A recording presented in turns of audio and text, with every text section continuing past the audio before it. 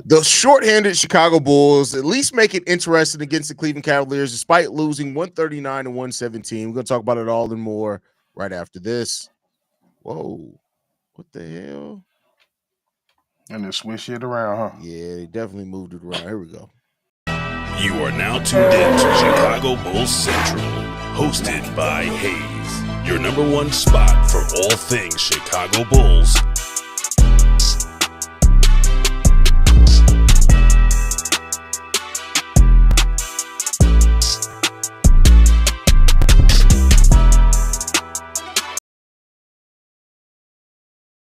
What's going on, Bulls fans? Welcome to another episode of Chicago Bulls Central, your number one spot for everything Chicago Bulls related. We got Stevo in the building tonight. It's myself, Haize. Stevo, the Bulls throughout three quarters made this game very, very close. Now, this was a game of runs. The Bulls went on several runs. The Cleveland Cavaliers went on runs in this game, but ultimately down the stretch of this game, the Bulls just don't have enough. The Cleveland Cavaliers finished this game after the 6-minute mark of the fourth quarter, 6 minutes and 46 seconds left in the fourth quarter to the end, on a 32-10 run to end up beating the Chicago Bulls by 22 points. How you feeling, brother? It was very similar to the last time we played them. Like, we kept it close the whole game. It was a battle, and then when they decided to turn it on and stop playing with us, that's what happened. They turned it on.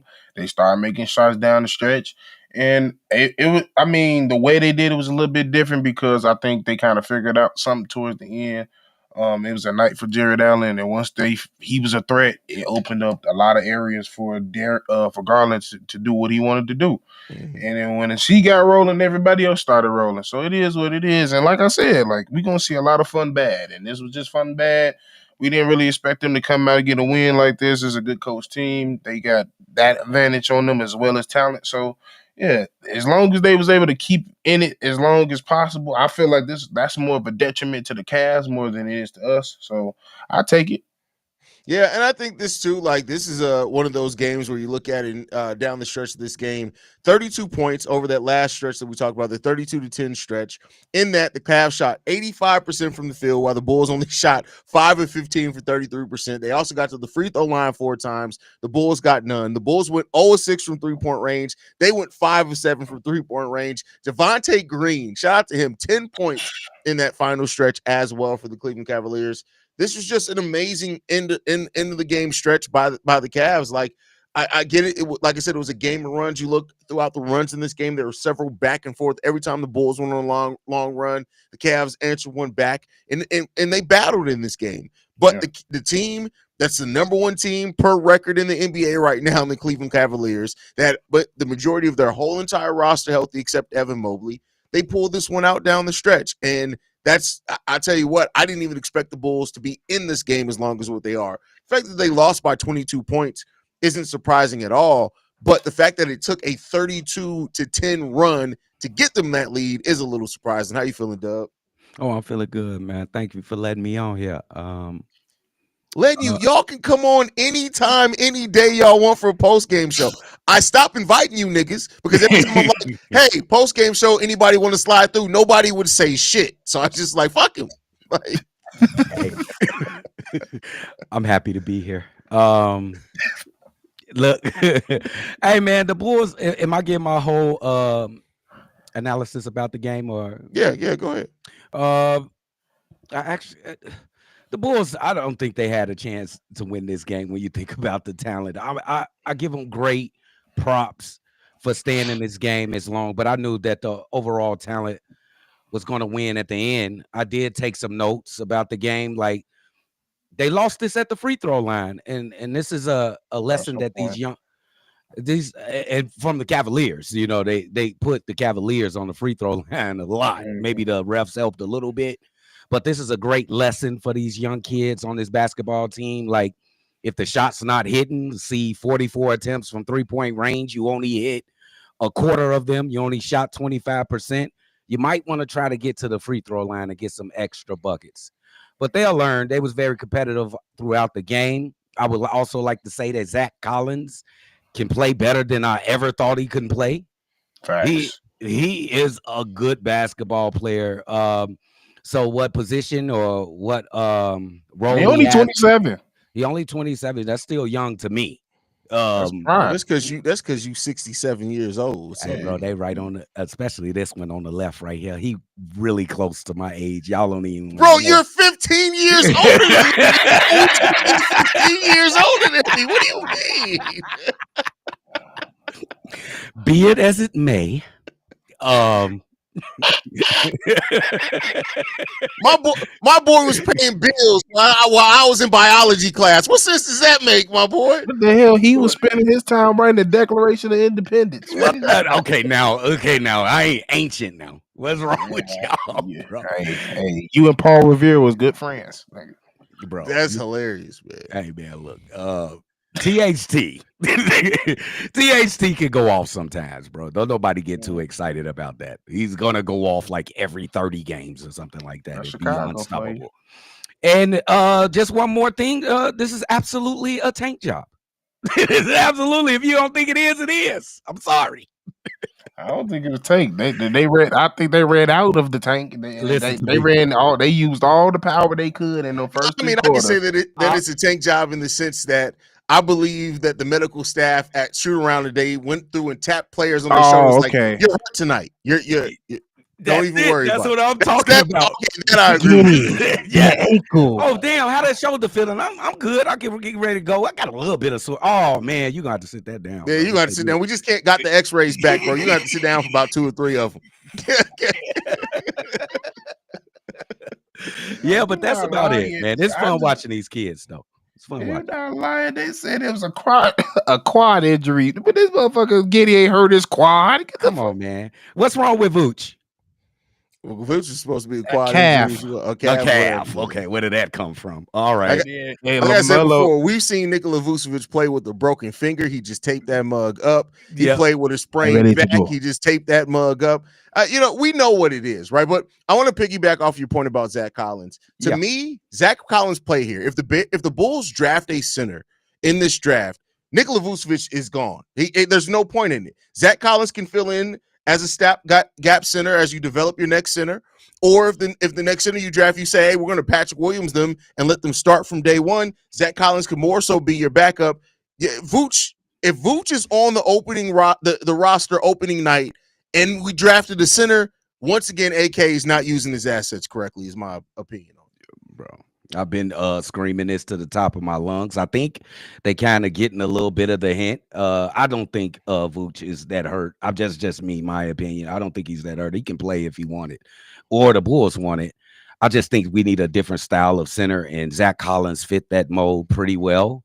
He's just a basketball player. He's not that talented or athletically gifted, but he knows how to play the game of basketball. Knows how to be a big man, and he has a little bit of everything, and he understands how to put it together, right? Like he's not hugely athletic, but he's athletic enough. He's not amazing defensively, but he understands where to be defensively. He's a good rebound. He fights for rebound, and he's not an amazing. Like when you watch Zach Collins score, he scored 20 points today.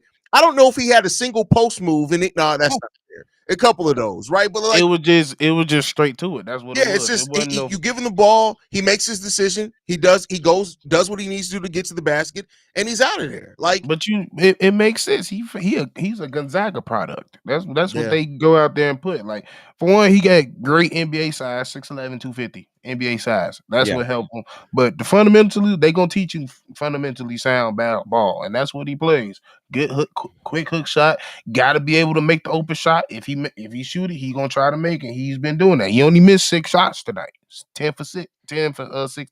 Well, if they teach the fundamentals, can we send Patrick Williams back to Gonzaga? Can he re-enroll? I forgot all about this guy. I forgot all about that. You know what? I had a whole show where I talked about the future of the Chicago Bulls, and somebody in it was like, hey, it's crazy when he doesn't even mention P. Will. And I was like, he didn't even cross my mind. I swear. Like legitimately, I didn't do it on purpose. When I read that comment, I was like, shit, I didn't even mention P. Will, did I? It doesn't even cross my mind anymore. No, it just goes back to when we made the draft pick and everybody was like, well, Devin Booker came off the bench. I'm like, no. You're not an athletic big that goes to Florida State. Florida State put out forwards, and they put out good forwards. If you're coming off the bench, you wasn't that good. So that was my whole process. Like, I get it. He had all the intangibles that will make a great NBA star or a good prospect. But I think we didn't value the love of the game. Are you saying that he's not number 4? He's not the 4th pick? Well, we already knew that. Okay, that's what you But said. I'm just my thing. Okay, because I think he could play NBA basketball. He shouldn't even been thought of at the 4th. No, I mean, I think Patrick Williams, especially in that was a weaker draft, right? I think that, of course, in hindsight, Devin Vassell and Patrick Williams should have been flip flop where they were drafted. They was at the same school. I know, but I'm saying as far as their draft position, they should have been flip flop at their draft position, right? And he couldn't beat out Scotty. And that was in the same draft. I mean, but Scotty Barnes got different allegations going on. But that's Barnes my point. got an my extra point chromosome. is, even if the draft was weaker, 4th, it was a bad pick. It is a bad pick. He's not a 4th pick. It's a bad pick. It is what it is. But Patrick Williams can still play basketball. Yes, it's just like Patrick Williams has the type of game, for example, like if we would have drafted him where we drafted Taj Gibson at, most people wouldn't be complaining about Patrick Williams. Yeah, I agree with It's just the fact that he drafted him 4th overall, and it was the first draft pick of this regime. But, it is we can't undo it. It is what it is. But let's talk about the new power forward that I still think should be playing small forward. I hope that we draft, if we draft a power forward, I would love to see Patrick Williams next to somebody like, Modest Vucevic next to somebody like Asa Newell. Modest in this game, 17 shots, 7 of 17, 17 points, 7 rebounds, 3 assists, 1 block. The thing about Modest is that he's still not efficient scoring wise. But when you watch Modest play the game of basketball, bro, I don't care sometimes you just don't think about stats. The dude just looks so fluid out there playing the game of basketball. Like, it's just effortless. So once he starts adding the skill to the effortlessness he already plays with and a little bit more size and understanding of the NBA game, we got us one in Modest Vucevic, bro. I think. Go ahead, Stevo. Go ahead. And that was my thing. Like, you're not going to get an efficient rookie. There's very rare you get an efficient rookie, and if they are, they the next great. I think when it comes to him, like when you see him play, you just feel like, okay, he could play ball. Like, he has a natural knack to get a rebound, play defense, get a bucket when needs to. It's just not as controlled as it should be. And that's what happens when you have a mixture of you too damn tall and you got a handle and you athletically gifted. It's like it's so many things he can tap into. Yeah, this is crazy. Like, because usually he's a rare breed to me because most people you see pick a lane. If you athletic like Montes, most people, I'm going to the hole just like that. He ain't looking to go to the hole just like that. He playing. He likes to shoot. He likes to use his handle. He's like to create his own shot. And when he needs to get to the boat hole, he will. Also, he's showing that he got a lot of two-way skills to him as well. Defensively, yes. Yeah. So it's like when it just comes to like year 3, this motherfucker gonna be a demon. I'll be shocked if he not. I don't know if Modest is ever going to be a lockdown defender. I don't know that, right? That's hard to project. Yeah. But I can absolutely see it to where you're not looking at Modest and saying he's a negative for you defensively on the court. And then when you add into that with what he can do block shot wise and offensively. And the thing that we haven't seen about Modest is that we haven't really gotten to see much of Modest's game. And I don't know, as long as we have a point guard like Josh Giddey, how much we will see it. When Modest puts the ball on the floor, I don't know how many handle or moves he has. But I tell you what, he has such a quick first step, and he understands how to use it with his length. I don't know. Either one of you guys tell me, did Modest play point guard before he hit his growth spurt? Because I wouldn't be surprised if he does. Because he got some ball handling skills. I don't know because I remember him just being tall. He always been a tall, lanky guy. He just had the handles with it. That's all. I think his growth spurt came naturally. Okay. Because Modest is Modest got a little bit of everything, man. This is what I want to say about Montes, and I agree with both of these gentlemen on this panel. Montes has no idea how to play basketball right now. NBA basketball? NBA basketball. Yeah, that's what I mean. He has no idea. He out there trash shit. He out there just straight talent and quickness and dribble skill. And, I'm open. I'm shooting it 3. You know, he don't know how to come off a pick the right way.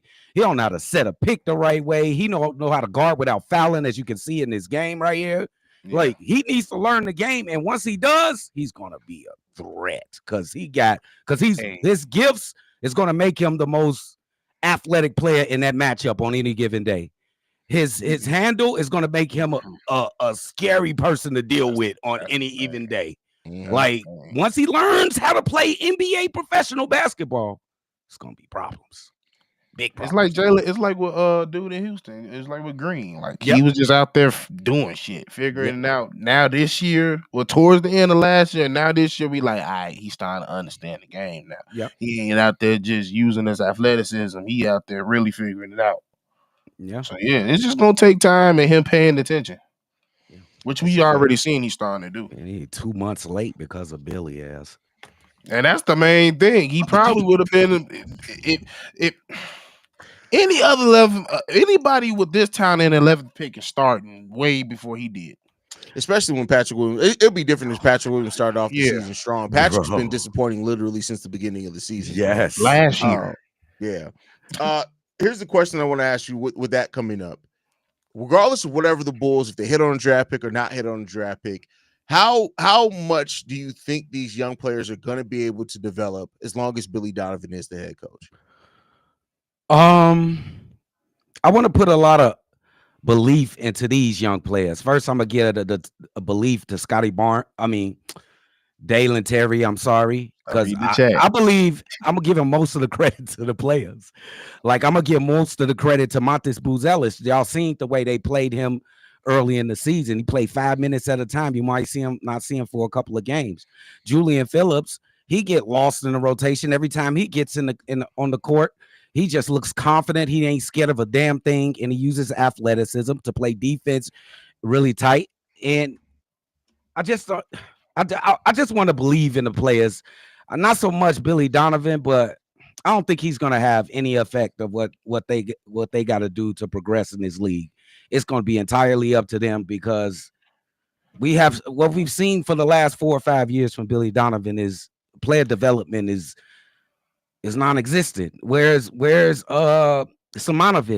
What Carlik Jones was MVP. He may not be that talented. You couldn't see if he can play. You couldn't see if he could play. He got MVP. Give him 5 minutes. The Bulls may lead the G League in players that win MVPs but can't play at the MVP level. Because keep in mind, we had Antonio Blakeney. Yep. We had who'd you just mention? Carlik Jones. Carlik Jones. And then there wasn't somebody else in the early 2000s we had in the G League that was balling out too. No, I'm thinking about Spencer Dinwiddie, but I don't think he was on our G League team. But it's just Max Strus. We had Max Strus on the G League team, couldn't make the actual team. Max Strus was on the G League team, yeah. No, you think he was right with Spencer. Spencer was on our G League team. He was on our G League team? Yeah, he was. Yeah, he was. But my biggest concern is that the Bulls, in their attachment to Billy Donovan, and I get it while we had veterans, but now that you're shifting your roster towards development is the most important thing. I don't know if Billy is going to be the guy that you can get the most out of him. Now, I know we have a whole player development department in Peter Patton, and that's great, right? Make no mistake about it. I always talked about how Peter Patton sends him shots every game, like, hey, this is a good shot, this was a bad release, this is what you need to work on. But I say that that's a bigger indictment. People talked about like, well, why didn't we have a player development department? Do you know there are 5 teams in the NBA with player development departments, and all of them are losing teams? To me, the fact that you have to have a player development department is an indictment on Billy Donovan's inability to develop players. I like that. That was good. The Bulls are one of those 5 teams with the player development. And that's why I said you only good. Progression wise as a player with Billy in your rookie contract. After your rookie contract, he can't do shit for you, bro. And I like what you just said, Drip. You just said that the direction of the team has changed, so the leader to guide us in that direction has to change, because I don't think anybody with a clear mind can say they can that they trust Billy Donovan with these young guys, and probably another very good young guy we finna get in this draft. It's going to be very important to make sure these guys are on the right path. Are we confident that Billy? I'm not confident. I wasn't confident when we hired him. That's why I wanted Kenny Atkinson. Listen, and here's the thing that bothers me that I keep going back on it, right, is about Billy Donovan, is that even with Modest playing now, you can see we're not running shit for Modest Bucilis. Nothing. Modest Bucilis is going off pure instincts, and the guards that and players that are out there are telling him stuff like, yeah, Billy Donovan will call him to the side and be like, hey, you missed that assignment. But if you look at the offense, it's all off instinct with Modest Bucilis. Yeah. A better head coach would be like, all right, bet. Let's run a pick and pop for you. I will say, let's run a backdoor screen for you. They ran one play, I noticed, last game. One. And it's just a handoff screen, or he's receiving the handoff. Besides that, he just standing in that court and waiting for that ball to come from a kick out. Besides that, but that's the only time I've ever, and that was what game 60 games in that I seen them actually draw one play, and that was the only time I seen that game. I'll tell you that. I don't know. Yeah. I think he did better this season, though. I'll give Billy Donovan a little credit. Because they basically had to say, hey, you're an idiot. So what we're going to do is we're going to remove DeMar, your safety net. That nigga's gone. What you going to do now? Oh, Zach, that motherfucker gone too. Now what you finna do? Oh, you got to work now, motherfucker. He said you did better this year. That's like a dude that hold a tech for a concert. Okay. He fuck up the concert the night previously, and they tell him, well, you still got the job, but you just got to handle the sound. I'm saying one key factor that make me say that, Steve. They play hard this game right here. He ain't lost the team. It's a different team. But they still play hard, bro. It ain't that different. It's completely different. It's complete, but it's Coby. That's it. Kobe's the only one from the former squad. Oh, you talking it back all the way back to that time. Yeah, I'm just okay. Yeah.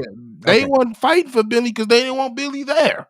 These dudes realized they seen the press conference, they seen everything. They said, well, this motherfucker gonna be my coach for the foreseeable future for now. So we might as well hoop.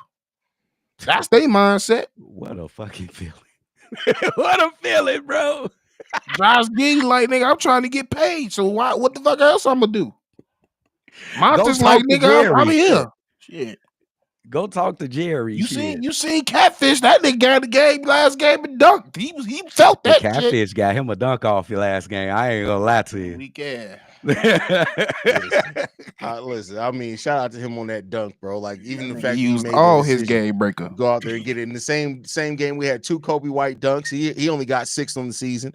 Coby White, man. Kobe got he too old. He too much of a veteran to be playing like that. He play like a fucking rookie, bro. That man, I'm gonna start calling him collection, bro. It took him 23 shots today to make 25 points, but he also chipped in 7 assists, 4 rebounds, 2 steals in this game, 1 block shot as well.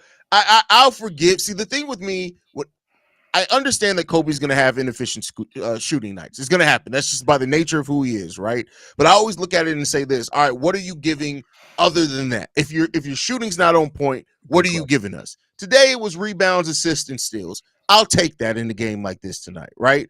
Mm-hmm. But the problem with Kobe so far this season has been when we need Kobe now because we need him to be our leading scorer. It's been like because Josh Giddey takes the need for assist off of him. Zach Collins and Modest have been rebounding really well as Josh Giddey. Not to say Kobe still hasn't rebounded solid, especially for a guard, but it's like we need to be able to rely on you more. And I'm still a Kobe guy. I'm not down on Kobe. I'm not one of the guys that say you got to get Kobe the hell up out of here. But I'm just saying that Kobe, he needs to be better. And he talked about last season how he wanted to get his body and his mental ready for teams now game planning for him. Hey, nigga, you it right now, my boy. This is the time. I'm just not liking how he playing. I don't like it. I feel like it's immature the way he play. It's like this the style is changing. Like it's not like he always was a person to shoot a 3, but now he living and dying by it. If you look at his percentages, like I'm pretty sure if you could go look it up, 50% of his shit he looking for a step back. Yeah, whether it's a mid range or a 3. You have one of the quickest first steps in the league and you're 6'5". Go to the goddamn bucket. And if he do go to the bucket, he leave his feet too early and he make a stupid ass pass. Yep. That has been a consistent thing that's been happening since he came in the league, dude. You ain't no 2 guard. You ain't gonna be a 2. You gonna wait. That's what he is. He ain't no point guard. What is he? But I'm just saying. Kobe White's better than a point guard. That's what I'm saying. We've seen him. You know that he ain't a good point guard. But when we see him just chuck, I gotta disagree with you. When Kobe was operating as a point guard, he created 18 points a game off drives. Now he's not the traditional I'm about to run a half court set, but he was a much better creator when he had the ball in his hands. Everybody looked at Coby White scoring last year. The thing that I was most impressed by is that Kobe created open shots at a really good rate when he was able to drive and have the ball in his hands. He just doesn't do that anymore. And you're right about last year. And he's more efficient that way. You're right about last year, absolutely. But this year, he's playing more shooting guard this year. Yeah, he's shooting guard. And what's really troubling about Kobe, I think he has an easier role, an easier job this year. Your job is to come into this game and score. You're the scorer. But see, it's how you score, though. 56% of Coby White's shots are three-pointers. That's never been his game. It's never been his game. He's not a three-point shooter. You can't try to turn Coby White into Ben Gordon. He's not Ben Gordon. And that's what Billy Donovan is. He's the rhythm shooter. Yeah, he's definitely a rhythm shooter. I think they should ban him from shooting 30-footers.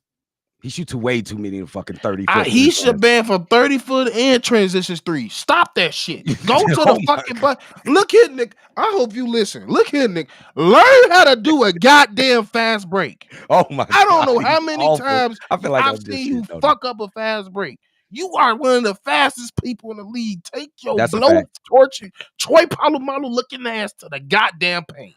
So I just went and looked. The only time where Coby White, the majority, over 50% of his shots came from three was the 2021-22 season when they were playing him at shooting guard. That was the first year where we had DeMar and all those guys. We know that they weren't using him correctly. Other than that season, the most three-pointers he ever shot was 42%. That's where Coby White needs to be at. He's a rhythm scorer. As Stevo, the way he needs to be able to score, creating in the mid-range, driving, trying to get to the rim. Now he needs to stop leaving his feet and try to draw fouls, because I think if Coby White could get to the free throw line a little bit more, that can unlock his game some. But this trying to make Coby White into Ben Gordon is not. That's not who he is. It's not who he is. You gotta be you gotta be a pure shooter. He was never a pure shooter. Oh no. He a volume shooter, and that's how he playing. Like it looked like he looked like games out there where he just looked like Clay. I'm like, nigga, go to the lane. Kobe a baller though, man. I'm gonna give him a compliment before we move on. He a baller. I'm just saying, what you work on dribble too much for just to goddamn do a step back? And to Steve-O's point, Coby White is in the 90th percentile in the NBA for step backs. He's doing this shit way too much, bro. I've been telling y'all. That's what he learned from dribble too much, Steve. What are you talking about? Nigga, no. Dribble too much help you with counters and reacting. You ain't see the clips. You ain't see the clips, Steve. No, dribble too much. No, this goofy motherfucker gonna at least do one, so I might as well do some drills when he prepared to do it. But majority of dribble is just to clean up your handling, so you used to doing certain movements and just reacting off certain things. Because we've seen. I know he don't use it though. I think he doing too much. Honestly, I think he using too much, bro. If you're going to the lane, so you know how many times we see him break somebody down, but and then he's in that mid range level in that free throw line, and he turns around for a step back. Or he turns around and go back to three. Yeah. Last year, he was going to that lane. Yeah, or he'll pull up that mid-range. Or a floater. Yep. But, that's all I'm saying. That's what's frustrating about it. I know he could play better than this. It's just, I don't know if he's choosing to do to play this way, or they're making him play this way. Look at it from his plight, though. The make of the team has changed from last year, maybe 3 to 4 times, bro. And maybe his job has changed with those changes. So I'll give him that excuse, but it really ain't no excuse, though. It ain't. I mean, that's a fair point. We have gave him, out of anybody on this team, including Zach, he's been asked the most to change his game. Yeah, that's a fact. And how he flourished, though, Steve. He flourished last year. Give him the ball and do what you want to do. But the problem with that is, okay, then what do you do with Giddey? Because Giddey can't play off ball. You're right, Drip. We can't do that. So he got to figure out a way to fit in, because I think it's going to be Giddey. Giddey is just impressing. And so he's going to have to fit down around Giddey. That's why I said I don't know if we should keep him. It's not because of the talent; it's because of the fit. I ain't mad at you, but And I I feel don't know like yet. he has enough value and enough cachet around the league where we could get some solid. Definitely. Let me shut the Talking fuck about up. for AK, Coby? yeah, Coby I White. don't even know what I'm talking. AK is our fucking GM. And here's the thing. I think that there's a coach in the league that can make Coby and Giddey work. Billy Donovan isn't that coach. To get back to a point that we were on, Billy Donovan isn't the coach to come up with any type. You know who Billy Donovan is? Billy Donovan is Vinny Del Negro, but he came in with the college reputation and success. Yeah, that first year. When you go and look at like Vinny Del Negro was a perfectly cool coach for those first 2 years with Derrick Rose, right? He didn't get in the way of Derrick Rose's development. But did you look at Vinny Del Negro and be like, oh, he drew up a great offensive scheme? No, it was just, hey, I know how to put the right guys in the game at the right time, and I'm not gonna get in the way. Derrick, do something. Exactly. Yeah. That's a difference. You definitely right. Like when you can talk about Coach Spo and then you bring up Billy Donovan, it's obvious differences when it comes to strategy. He's going to be a Hall of Famer, and he did amazing work in college. He deserves every bit of the accolades that he got in college. But I don't know if it's because of if it's just he doesn't know how to relate. When you're in college, you operate as you're basically the GM and the coach because you're deciding on the roster. You're going out and recruiting guys in college. I don't know what it is, but Billy Donovan there's never been a time where I look at Billy Donovan and I say, oh, that was a really creative play. No, like he's ran some plays before, but it's more about like, oh, DeMar hit a tough shot at the end of a okay play call, or oh, Zach LaVine was able to get around the defender and finish strongly at the rim. Is a dunk a play call? No. I ain't gonna lie. At least Vinny will put the ball in the hands and tell you to do something. This motherfucker time, I'll just go stand in the corner. Yeah, and I will give Vinny that credit as well. Vinny got everybody involved. Luau had one of his best seasons under Vinny Del Negro. He found a way to make Ben Gordon. Hell, Ben Gordon and Derrick Rose worked under. If you gave Derrick Rose and Ben Gordon to Billy Donovan, you know what would end up happening? Derrick Rose would end up driving to the lane a bunch and kicking it out to Ben Gordon, who would then take an off-balance three-point shot, and that's what the fuck we'd be looking at. And we would have you're so true, bro. And we would have had 17 team meetings by the All-Star break. Bro, what the fuck? That was scary, bro. That was real. That was real, Drip. That's exactly what. Then we probably would have never seen D Rose, bro. And Joakim just would have been standing there waiting for the ball. Oh, that whole creative way that we end up using Joakim Noah, where he was never would have happened. He got to do some actual ball handling as a center, and we got to see Derrick Rose come down off pin downs and things like that because Joakim Noah was handling the ball like a guard. That would never happen under Billy Donovan. And what's crazy about that is who did Joakim Noah play for in college? Billy. and guess what? You want to see Joakim doing that shit in Florida? He love him. Joakim was not doing that shit in Florida. So, and that's why I feel like I was saying, I don't care how people say you call me a Billy hater if you want to. He go to college right now. He not doing the same shit he did 20 years ago. The game's changed too much. The game's changed way too much. He already proved that he can touch. He can reach kids. I don't believe it. I'm not gonna deny it. That was changed the word there. First of all, that was getting into a very like. He said he switched that touch to communicate with the young ball players. Okay, he already proved that. I'm going to be fair. Let me ask you this though. That's a small sample size.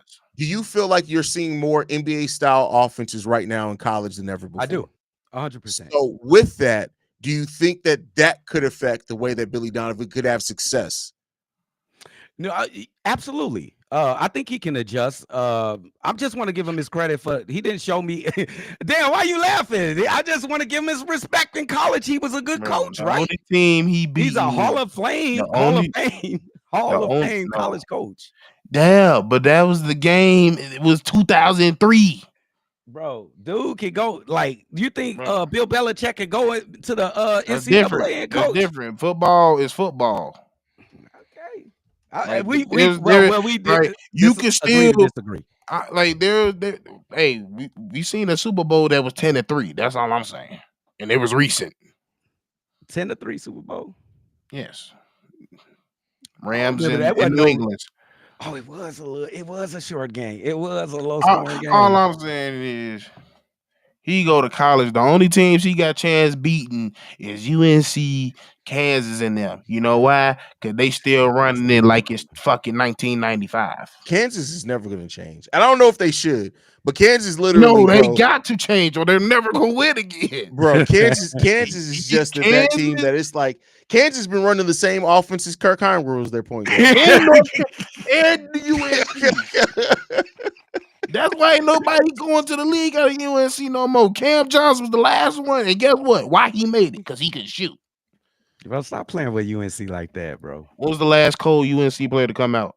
Bro, they got some players finna get drafted. I ain't trying to hear what you talking about. Who's the last cold UNC to come out? Player? Oh, Cam Johnson. Like I just told you. Oh, well, we got one on our team, Coby White. Coby White, yeah, boy. Okay, besides Coby. I mean, the Coby and Cam played together, so that was last. Coby was probably the coldest one in the last 10 years. Before that, that ain't true, bro. But the last cold point guard them niggas had was Raymond Felton. I'm not trying to hear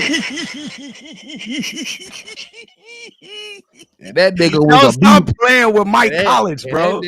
And that nigga came into the league 30 pounds overweight. What you talking about? Stop playing with Mike Collins, bro. That's hilarious, man. But you see, bro, they ain't been the same, bro. They had the championship in their hands, and them niggas let them niggas come down and hit a game when they're done. Oh my goodness, they need to change, bro. That's no. I'm on them. They even Ross as Julius Peppers, bro. Anyway, thank you for the super chat. He says, "Great job on the content. We appreciate you, brother."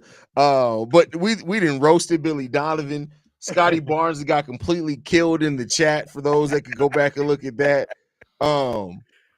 that's crazy, bro. Raymond Felton, he was that boy. He was. There you go. Yeah, Raymond Felton was cold. No, I was saying that as a compliment, Raymond. But I'm saying that's how long ago that was. That was what 04. It don't matter. I don't even know. Raymond Felton does. He looks like Rasputia from Norbit now. Though, that nigga like, look like Raymond Felton been eating people. That nigga, that's the closest human I've seen to a beaver in my life. Like that nigga build dams. I'm just trying to shit. We appreciate y'all for tuning in, man. Make sure you guys are following us at Bull Central Pod. Y'all can follow C-dub and them over there at Shot Bulls Podcast with the Cognac Boys, man. You'll send us any feedback, questions, comments, concerns, bullcentralpod@gmail.com. Lastly, if you want to leave a text message and or voicemail, what you talking about? The number to do so, 773-270-2799, with the number one spot for everything Chicago Bears, Chicago Bulls related. We out this month. Peace out. This has been a presentation of the Break Media.